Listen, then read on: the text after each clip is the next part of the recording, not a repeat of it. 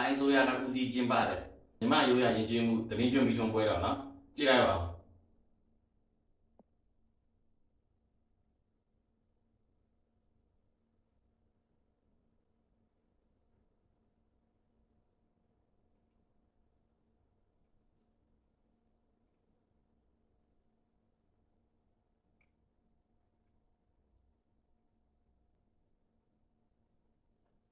ဒါနော်ပဲခူးတိုင်းဒေသကြီးအစိုးရဖွဲ့ကနေပြီးကြီးမှုကျင်းပတဲ့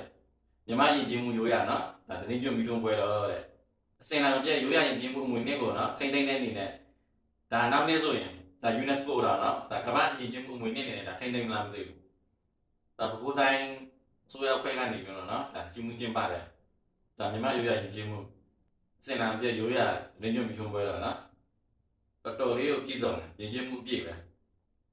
ဘာမှပြောစရာမရှိဘူးနော်ကဲဒါပါပဲ